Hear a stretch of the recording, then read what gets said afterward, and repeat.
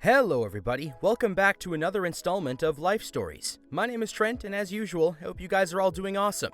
Today, we got stories coming in from Reddit/ I Don't Work Here Lady. So, without any further ado, let's get started. Our first story of the day is titled, BFG Shirt Equals Employee. BFG is an acronym for both Big Friendly Guy and the weapon from the game Doom, the BFG 9000, aka the Blast Fusion Gun, aka the Big Friggin' Gun 9000. I am a big friendly guy, and the shirt I was wearing was referencing the weapon from the game. I just walked out of my local Sheetz, a big gas station / convenience store, and I had to share this. I'm on mobile, and English is my only language, so let the insults fly if I screw up. For a little bit of background, I was raised to treat others the way you'd like to be treated, so if you're polite or ask nicely, I'm more than happy to help out. I'm a big guy who is also a bit fluffy, but I'm normally a big teddy bear unless you're acting like an a-hole, then you get what you deserve. I worked customer service type jobs for 18 years, and I know the hell most of these workers deal with on a daily basis. So, I try to help out when I can with little things like picking up trash or cleaning up a mess someone else made.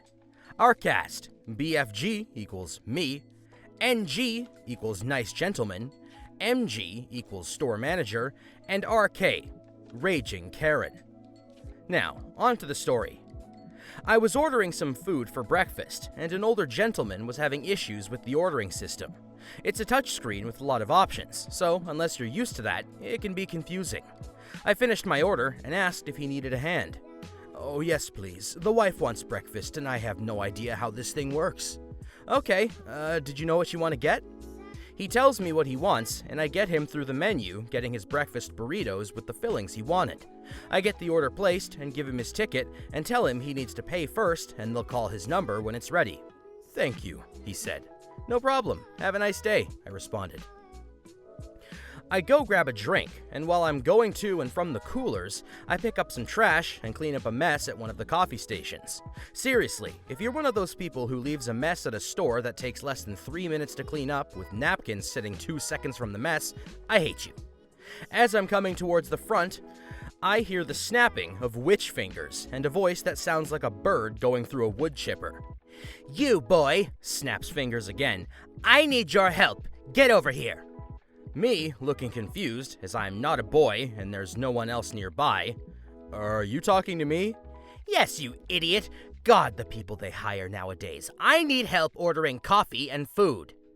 "I don't work here, but I'd be happy to help you if you lose that crappy attitude." "Don't you talk to me that way. I know the manager and I'll have you fired." "Lady, I don't work here, and with that attitude, no one would want to help you, employee or not."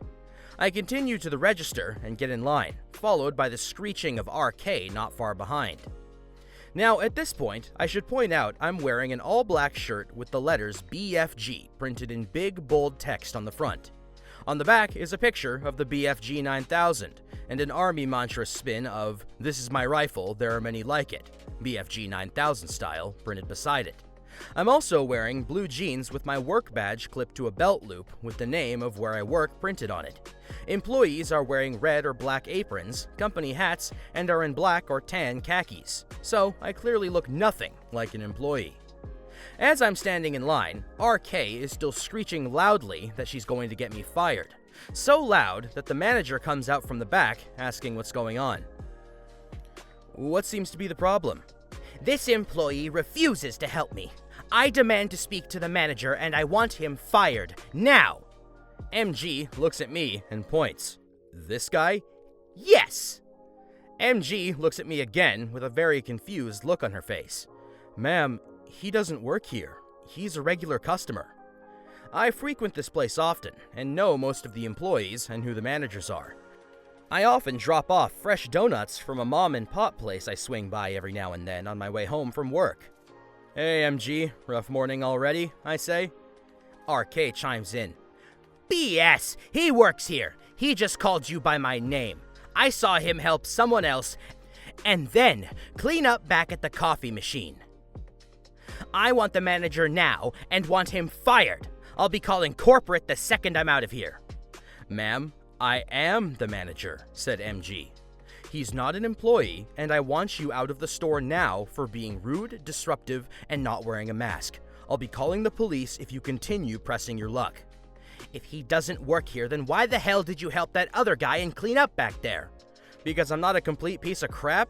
I've worked this type of job before, and it's people like you that make this job literal hell to work. You're probably the one who made the mess at the coffee machine in the first place." RK was aghast that someone would talk to her that way. But, MG says sternly, "Ma'am, leave. Now." She starts to head towards the door, and she must have finally saw what was on my shirt front. She had to make a comment. "What's BFG stand for? Big fat guy?" "Nope. Big effing gun. You want to see?" I point my thumb towards my back. RK quickly shut up and left the store, got in her car, and left.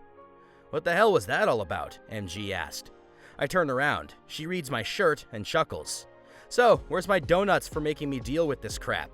"Sorry, they're not open on Mondays," I said. "I'll snag you some next time. The usual mixed box?"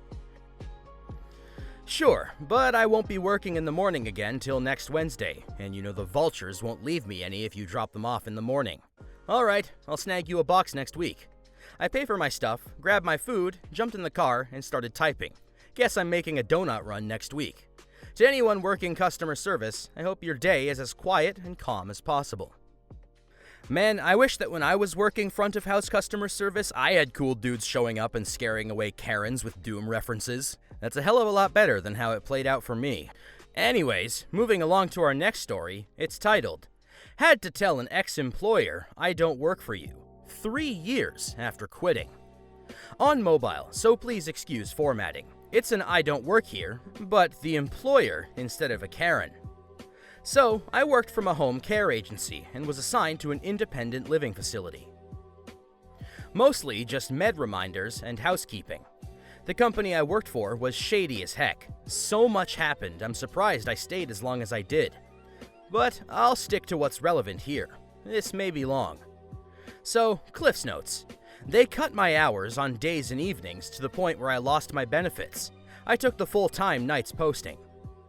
It was just me and one other girl, switching off 12-hour nights, 4 days one week and 3 the next, 11 p.m. to 11 a.m.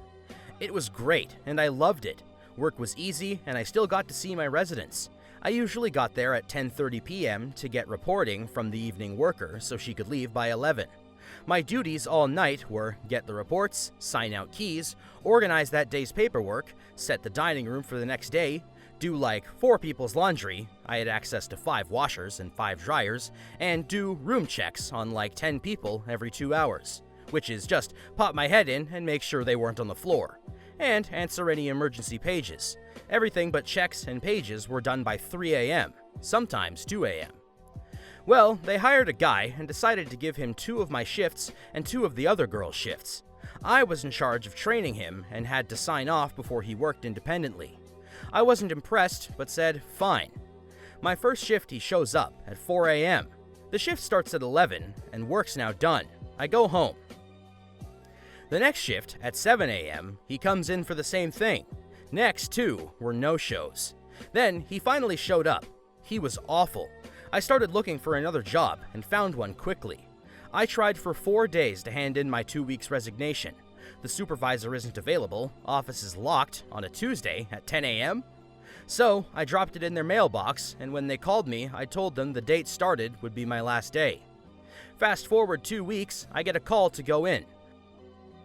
I explained that I quit, why I quit, and that I don't want to work for the company anymore. I repeat this sporadically over the next 2.5 years. I got calls at all hours. I called the area coordinator, the regional coordinator was always being assured it won't happen again. My final straw was a 4 a.m. phone call, 3 years after I quit from the hours scheduler. I lost it. I called corporate and made them delete my number and file and told them, I haven't worked for you for 3 freaking years. The lack of having any schedule should have been a freaking clue. Your company calls me again and I'll file harassment charges. Figure your crap out and stop freaking calling me. I don't work for you. And hung up. It's been a year now, and I think it finally worked. We've heard a lot of stories about people seemingly still employed at places when they actually weren't. But 3 years? That's gotta be a new record. Anyways, ladies and gentlemen, with that story out of the way, we are out of time for today's episode. I want to thank all of you so much for tuning into Life Stories. Don't forget to like, comment, and subscribe for more Reddit content coming your way. My name is Trent, and I hope to see you guys soon.